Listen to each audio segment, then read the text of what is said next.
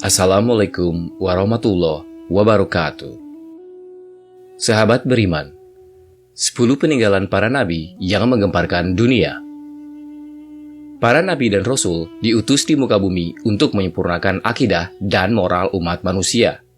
Namun, kompilasi para nabi tersebut telah berlalu.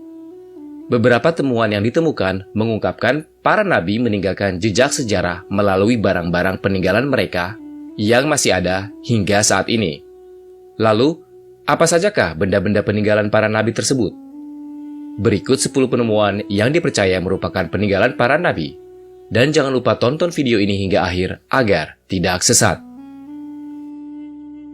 Yang pertama, baju gamis bekas Nabi Muhammad SAW. Meski tidak pernah bertemu fisik, setiap hari umat Islam terus berdoa dan menyebut namanya dan mengakuinya sebagai Rasulullah SAW. Memang, fisik Nabi Muhammad tidak lagi bisa dilihat, namun keberadaannya bagi umat Islam begitu nyata lewat peninggalan ajaran dan hadisnya. Peninggalan Nabi Muhammad yang satu ini adalah baju gamis yang tersimpan rapi di Museum Topkapi, Turki. Barang-barang tersebut bisa memberikan gambaran bagaimana Nabi pada saat itu. Baju gamis yang beliau sering pakai sungguh sederhana, dan semoga dengan adanya koleksi ini, maka akan menambah kerinduan kita kepada Rasulullah SAW. Yang kedua, telapak kaki Nabi Muhammad SAW yang tercetak batu. Nabi Muhammad SAW merupakan seorang nabi dan rasul terakhir bagi umat muslim. Nabi Muhammad SAW adalah manusia paling mulia di muka bumi ini. Beliau diutus oleh Allah SWT untuk menyiarkan agama Islam.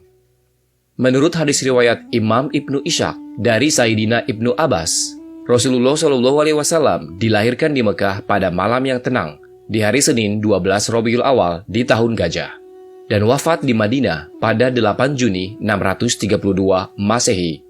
Hingga akhir zaman, Rasulullah selalu dikenang dengan banyaknya penemuan-penemuan barang peninggalan Nabi Muhammad SAW yang disimpan di Istana Topkapi, Istanbul, Turki.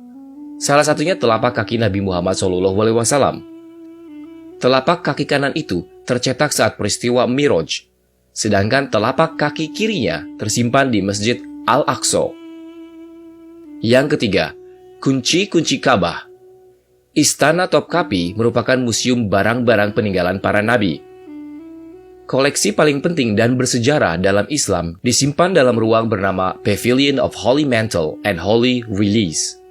Barang-barang peninggalan tersebut diantaranya adalah kunci-kunci Ka'bah, talam emas, kiswah, dan sebagainya. Ka'bah sendiri merupakan bangunan yang sangat penting bagi umat muslim. Suku-suku Asibah atau Bani Syaibah diberi kunci-kunci untuk situs suci oleh Nabi Muhammad SAW, dan tugas ini masih dijalankan oleh generasi Sibah hingga sekarang. Kunci Ka'bah ini memiliki wadah berupa kantong berwarna hijau dan dibordir benang berwarna emas. Kuncinya terbuat dari bahan besi sepanjang 35 cm. Namun, hingga saat ini, kunci Ka'bah kini bentuknya telah berbeda menyesuaikan zaman. Replika kunci Ka'bah yang terbuat dari emas murni tersebut disimpan oleh kerajaan Arab atau anggota tertua dari Bani Syaibah. Yang keempat, Istana Nabi Daud. Baik dalam ajaran agama Islam, Kristen, maupun Yahudi, Nabi Daud terkenal karena melawan Goliat alias Jalut yang pada akhirnya pertempuran itu dimenangkan oleh Daud. Sebuah studi arkeolog menemukan bukti bahwa kerajaan Daud pernah berkuasa di daerah Israel. Karena setelah memenangkan pertempuran itu, Nabi Daudlah yang menjadi Raja Israel. Peninggalan tersebut merupakan bagian dari peristiwa dalam Alkitab yang dianggap dari kerajaan Daud. Beberapa petunjuk ditemukan di sekitar runtuhan bangunan tersebut, misalnya tulang binatang dan sisa keramik yang bisa digunakan untuk penangkalan karbon.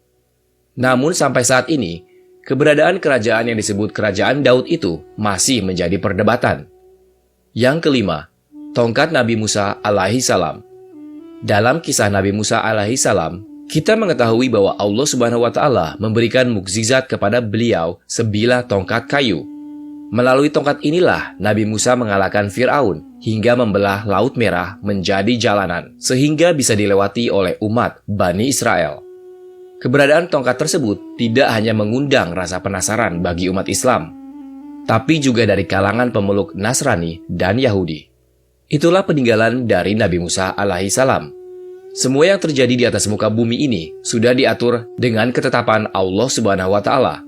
Dan sayangnya, umat manusia harus siap menghadapi Fir'aun di zaman ini dari seluruh ancaman musuh. Yang keenam, penemuan kapal Nabi Nuh alaihi salam. Nabi Nuh dalam agama Islam adalah nabi ketiga sesudah Nabi Adam dan Nabi Idris, yang merupakan keturunan ke-9 dari Nabi Adam alaihi salam. Nabi Nuh diangkat menjadi nabi sekitar tahun 3650 sebelum Masehi. Nabi Nuh adalah seorang rasul yang diciptakan di dalam kitab Taurat dan kitab-kitab yang lain dan Al-Quran.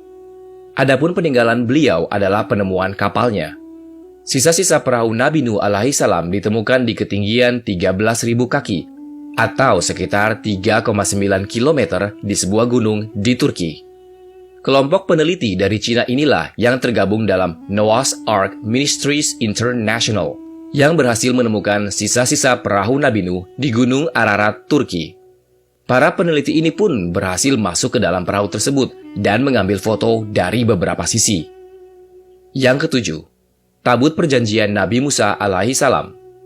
Institut Pencarian Arkeolog Alkitab atau BASE yang berbasis di Amerika Serikat mengumumkan bahwa penelitiannya diduga telah menemukan lokasi peninggalan Alkitab yang berisi 10 perintah Allah yang diwahyukan kepada Nabi Musa. Tabut Perjanjian yang dianggap oleh beberapa pihak sebagai misteri terbesar dari semua harta yang tersembunyi. Menurut para arkeolog BASE, kitab Tabut Perjanjian itu pertama dikirim ke Mesir, lalu kemudian dibawa ke Ethiopia. Tabut sendiri adalah sebuah peti yang dibuat oleh pengrajin dari Bezalil.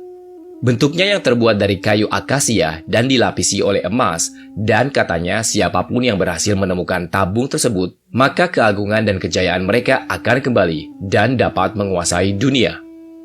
Yang kedelapan, penemuan bahagian kereta Raja Fir'aun di Laut Merah.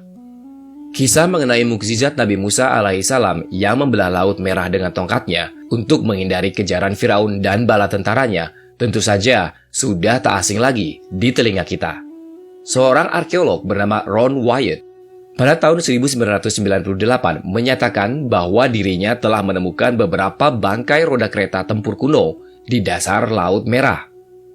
Menurutnya, mungkin ini merupakan bangkai kereta tempur Firaun yang tenggelam di Lautan Merah ketika mengejar Nabi Musa alaihi salam bersama para pengikutnya.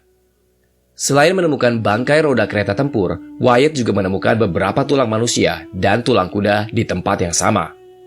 Penemuan ini memperkuat bukti adanya dugaan bahwa sisa-sisa tulang tersebut merupakan bagian dari kerangka para tentara Firaun yang tenggelam di Laut Merah.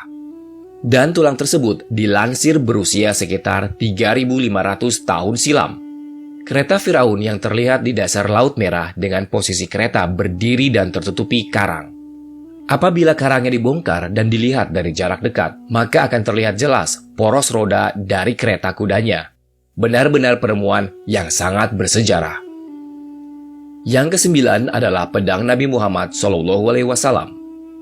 Kalau benda yang berupa pedang ini merupakan senjata yang sering digunakan oleh Nabi Muhammad SAW ketika melawan musuhnya di beberapa tempat. Yang paling populer adalah pedang Al-Matur, pedang yang dimiliki beliau sebelum menerima wahyu pertama di Mekah dan panjangnya sekitar 100 cm. Pegangannya terbuat dari emas berbentuk dua kepala ular. Ini merupakan pedang peninggalan beliau yang dimuseumkan di Museum Topkapi, Istanbul, Turki. Yang ke-10, Candi Borobudur peninggalan Nabi Sulaiman alaihi salam. Tapi benarkah ini? Ketika Anda mendengar kalimat barusan, Anda mungkin sedikit bingung. Apakah benar Nabi Sulaiman diturunkan di Indonesia? Penasaran kan? Jika kita melihat sejarah Candi Borobudur, dilansir merupakan peninggalan Nabi Sulaiman alaihi salam. Kiai Haji Fahmi Basya, seorang matematikawan Islam, telah menemukan fakta sejarahnya. Kiai Haji Fahmi menyebutkan nama Nabi Sulaiman sendiri telah menunjukkan nama seperti seorang Jawa yang diawali oleh Su.